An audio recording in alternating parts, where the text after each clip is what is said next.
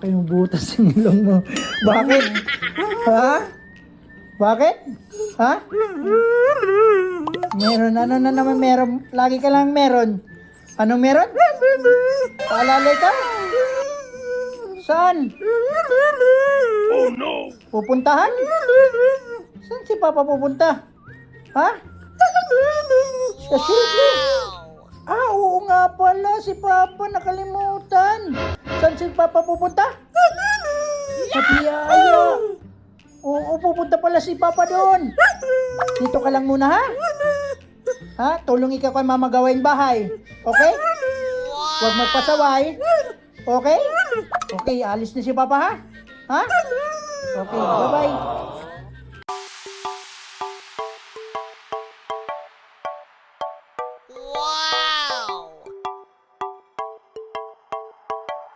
Hello mga katiyo, nandito tayo sa Biyaya Animal Sanctuary.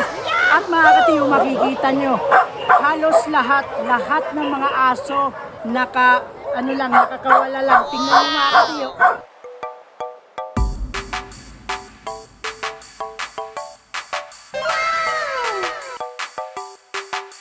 Ma'am, gaano kahirap ang alaga ganito karami ang aso?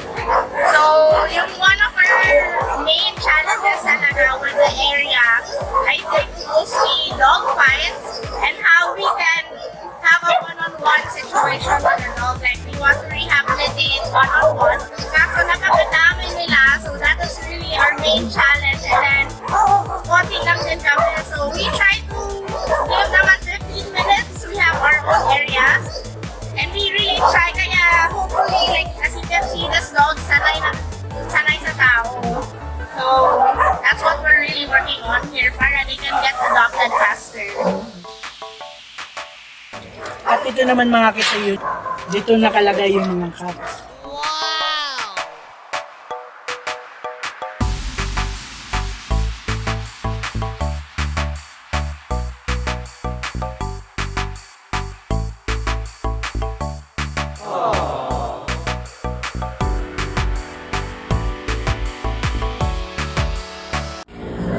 Ilan lahat dito yung dogs?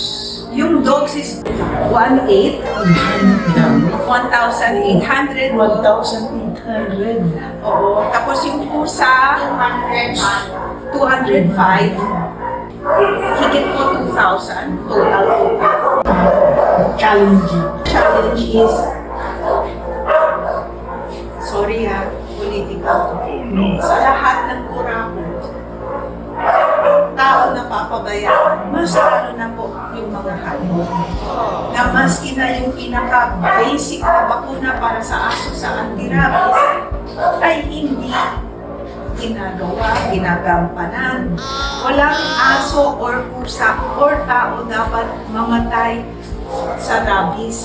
Kasi 50 pesos lang kung tuusin mo yung injection, yung pinakabakuna, is 50 pesos, 60 pesos pa ngayon.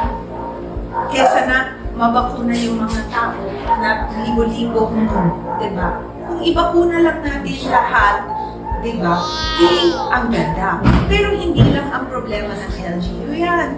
May ibang tao na ayaw ipabakuna. Walang panahon, walang or malayo. Kaya yung ibang LGU, kudos ako sa kanila na nag-house to house sila, nag-gubat-gubat. For example, si Doc Melanie Cascadillas ng Dumaguete, kung saan sabi niya, mag-gym na daw siya kasi yung iba talaga, 2 hours bago makarating sa isang sitio. No? So, in other words, tao po yung pinaka-challenge po namin. Tao po. Ano pa yung pinakagustong wish or pinakapangarap ng Biyaya Animal Sanctuary? Stray-free, rabies-free Philippines 2035. That is my biggest wish. Free roaming community animals. So, sana... nakikita ko dito yun. Gusto ko lang magpasalamat sa Playpets at saka sa Animal Welfare Page. Maraming salamat. At ma'am, mayroon kaming Oo nga. ano sa inyo. Oo. Biyaya para sa biyaya. Salamat po. Thank you, thank you. Ay, no, thank you. I'm a fan. Thank you so much. Oo,